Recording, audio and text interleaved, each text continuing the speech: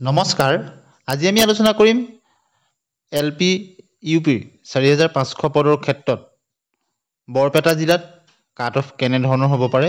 প্ৰথমতে আমি Assamese মিডিয়ামৰ assistant teacher যি পোষ্ট ওলাইছে বৰপেটা জিলাৰ ক্ষেত্ৰত কাট অফৰ এক সামগ্ৰিক বিশ্লেষণ আপোনালোকক জনাব বিচাৰিছোঁ।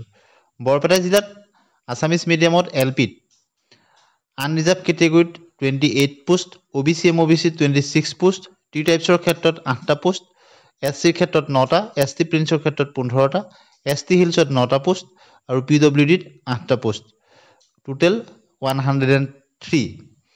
গতিকে বৰপেটা জিলাখন 100+ থকা পোষ্টৰ ক্ষেত্ৰত এখন জিলা এলপিত আছামিজ মিডিয়ামত। আৰু এই ক্ষেত্ৰত আমি 2023 চনৰ যি পোষ্ট ওলাইছিলে বৰপেটা জিলাৰ ক্ষেত্ৰত তাত এলপিৰ ক্ষেত্ৰত কেনে হৈছিলে আছামিজ মিডিয়ামত সেইখিনি আমি চাইছোঁ। 5550টা পদত যি সদ্য নিযুক্তিপ্ৰাপ্ত শিক্ষকৰ ফাইনেল কাট অফৰ লিষ্টসমূহ আমি চাইছোঁ আৰু আপোনালোকৰ কমেণ্টসমূহ চাইছোঁ। বিভিন্ন পোলসমূহৰ তথ্যও ব্যৱহাৰ কৰিছোঁ আৰু এক সামগ্ৰিক বিশ্লেষণ আপোনালোকক দাঙি ধৰিব বিচাৰিছোঁ।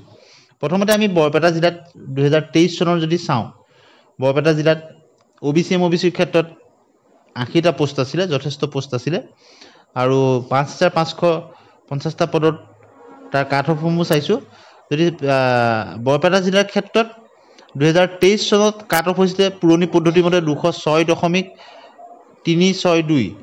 গতিকে এতিয়া নতুন পদ্ধতিৰ মতে হৈছে আৰু 5550টা পদত OBC MOBCৰ ক্ষেত্ৰত কাট অফ আছিলে 59.893 আৰু ওমেন ৰিজাৰ্ভেশ্যনৰ ক্ষেত্ৰত আছিলে 60.813।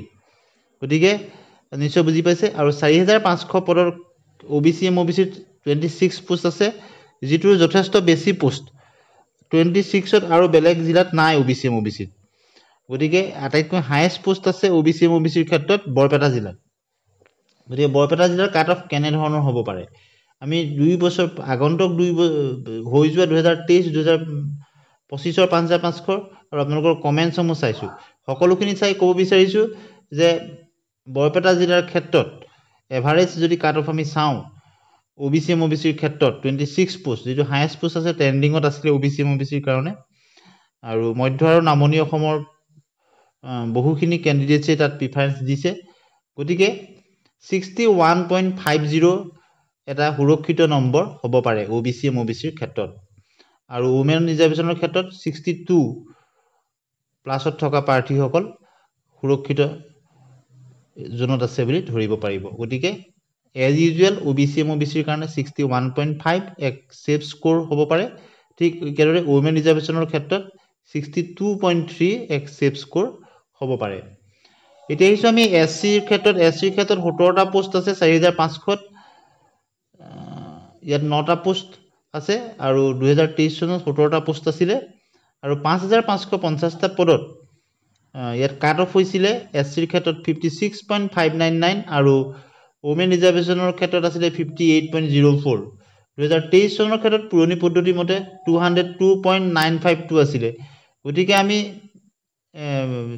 সকলোখিনি দিশ চাই SCৰ ক্ষেত্ৰত যি পোষ্ট আছে যথেষ্ট এটা মধ্যমীয়া পোষ্ট বুলি ক'ব লাগিব। 9টা পোষ্ট আছে, 10তকৈ কম আছে, 10টাতকৈও কম আছে। তথাপিতো SC কেটেগৰীৰ ক্ষেত্ৰত যিটো বিভিন্ন জিলাৰ ডিষ্ট্ৰিবিউশ্যনবিলাক হৈছে, গতিকে SCৰ ক্ষেত্ৰত 57.5 এটা ছেফ স্ক'ৰ হ'ব পাৰে। ঠিক একেদৰে 58.80 ওমেন ৰিজাৰ্ভেশ্যনৰ ক্ষেত্ৰত এটা ছেফ স্ক'ৰ হ'ব পাৰে। এতিয়া আমি আলোচনা কৰিম ST প্ৰিন্সৰ ক্ষেত্ৰত। ST প্ৰিন্সৰ ক্ষেত্ৰত 2023 চনত 79 পোষ্ট আছিলে আৰু কাট অফ হৈছিলেগৈ পুৰণি পদ্ধতিৰ মতে 189.848 আৰু 5550টা পদত যি নিযুক্তি অলপ দিনৰ আগতে হৈ গৈছে তাত হৈছিলে 55.210, যিটো তাতকৈ কম বুলিয়ে ক'ব লাগিব। আৰু ওমেন ৰিজাৰ্ভেশ্যনৰ ক্ষেত্ৰত 55.820 আছিলে। এতিয়া আমি যদি চাওঁ 4500 পদত 15টা পোষ্ট আছে। গতিকে 15টা পোষ্ট SCৰ ক্ষেত্ৰত যথেষ্ট সৰহসংখ্যক পোষ্ট বুলিয়েই ক'ব লাগিব ST প্ৰিন্সৰ ক্ষেত্ৰত।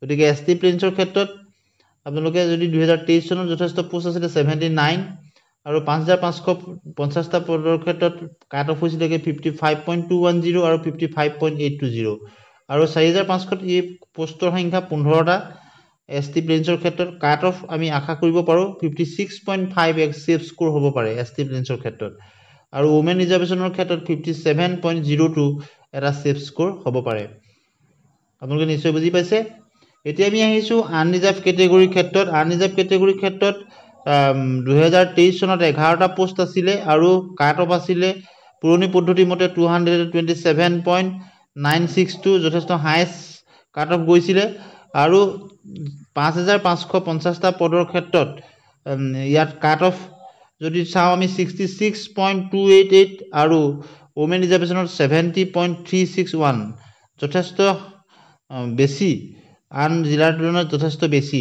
গতিকে আনৰিজাৰ্ভৰ ক্ষেত্ৰত এইবাৰো যথেষ্ট টাফ কম্পিটিশ্যন হ'ব গতিকে এক্সপেক্টেড কাট অফ বুলি আমি ক'বলৈ গ'লে আমি 65 প্লাছত যে থাকিব সেইটো নিশ্চিত বুলি ক'ব পাৰি ওমেন ৰিজাৰ্ভেশ্যনৰ ক্ষেত্ৰত হয়তো পইণ্টত কিছু বেছি থাকিব আনৰিজাৰ্ভ কেটেগৰীৰ ক্ষেত্ৰত পূৰ্বৰ যদি আমি নিযুক্তিবিলাকৰ ক্ষেত্ৰত চাওঁ যথেষ্ট হাই স্কোৰিং হৈছিলে আৰু কাট অফ যথেষ্ট বেছি হৈছিলে আনৰিজাৰ্ভ কেটেগৰীৰ ক্ষেত্ৰত গতিকে এতিয়া বাকী থাকিলে টি টাইপছৰ ক্ষেত্ৰত 8টা পোষ্ট আছে টি টাইপছৰ ক্ষেত্ৰত 56 প্লাছত যিসকল প্ৰাৰ্থী আছে তেওঁলোকে সুৰক্ষিত জোনত আছে বুলি ধৰিব পাৰিব আৰু ST হিলছৰ ক্ষেত্ৰত 9টা পোষ্ট আছে গতিকে 54 to 55 নম্বৰ থকা ST হিলছৰ প্ৰাৰ্থী সেফ জোনত আছে বুলি ধৰিব পাৰিব ঠিক একেদৰে PWDৰ ক্ষেত্ৰত 8টা পোষ্ট আছে PWDৰ ক্ষেত্ৰত 57 এটা সেফ স্কোৰ হ'ব পাৰে গতিকে বৰপেটা জিলাখন একেবাৰে ট্ৰেণ্ডিঙত থকা জিলা নহয় কিন্তু OBC MOBCৰ কম নম্বৰ থকা প্ৰাৰ্থীসমূহ যিহেতু হায়েষ্ট পোষ্ট আছিলে বিশেষকৈ মধ্য অসম আৰু নামনি অসমৰ বহু প্ৰাৰ্থীয়ে কিন্তু OBC MOBC তাত এপ্লাই কৰিছিলে কিন্তু আনৰিজাৰ্ভত যিহেতু পূৰ্বৰ ট্ৰেণ্ডবিলাক দেখি যথেষ্ট হাই স্কোৰিং হৈছিলে কাট অফ যথেষ্ট বাঢ়িছিলে যিটো 5550টা পদৰ ক্ষেত্ৰতো দেখা গৈছিলে গতিকে আনৰিজাৰ্ভত সিমান হাই স্কোৰিং পাৰ্টিসমূহে তেওঁলোকৰ ওচৰৰ ডিষ্ট্ৰিক্টত তেওঁলোকৰ প্ৰিফাৰেঞ্চবিলাক দিছিলে গতিকে আমি যদি সামগ্ৰিকভাৱে চাওঁ বৰপেটাৰ ক্ষেত্ৰত আনৰিজাৰ্ভত কিন্তু যথেষ্ট কাট অফ হাই যোৱাৰ সম্ভাৱনা আছে ঠিক তাৰ বিপৰীতে কিন্তু OBC MOBCত কাট অফ কমিব ডিফাৰেঞ্চটো আনৰিজাৰ্ভৰ OBC MOBCৰ ক্ষেত্ৰত যথেষ্ট বেছি হোৱাৰ সম্ভাৱনা আছে অৰ্থাৎ OBC MOBCত যথেষ্ট কম হ'ব কাট অফ অৰ্থাৎ 60 প্লাছত থাকিব কিন্তু আনৰিজাৰ্ভত যিহেতু 5570 ওচৰা-ওচৰি পাইছেগৈ গতিকে ইয়াত আনৰিজাৰ্ভৰ ক্ষেত্ৰত কিন্তু কাট অফ 65ৰ তললৈ যে নাহে এইটো একেবাৰে পূৰ্বৰ নিযুক্তিবিলাকৰ কাট অফ চালেই বুজি পোৱা যায় OBC MOBCৰ ক্ষেত্ৰত কিন্তু যিহেতু হাইয়েষ্ট পোষ্ট আছে প্ৰথমতে কিছু বাঢ়িলেও পৰৱৰ্তী সময়ত কিন্তু ফাইনেললৈ কাট অফ কমি যোৱাৰ সম্ভাৱনা আছে টি টাইপছৰ ক্ষেত্ৰত কম্পিটিশ্যনটো যথেষ্ট কম হয় গতিকে টি টাইপছৰ ক্ষেত্ৰতো কাট অফ যথেষ্ট কমিব অৰ্থাৎ 5550টা পদৰ তুলনাত কিছু পইণ্টত বেছি হ'লেও কিন্তু কম নম্বৰ থকা প্ৰাৰ্থীয়ে পাব SCৰ ক্ষেত্ৰত কিছু কম্পিটিশ্যন থাকে তথাপিতো 5550টা পদৰ তুলনাত কিছু হয়তো বাঢ়িব পাৰে কিন্তু বহুত বেছি বহাৰ সম্ভাৱনা নাই ST প্লেন্সৰ ক্ষেত্ৰত কাট অফ যথেষ্ট কম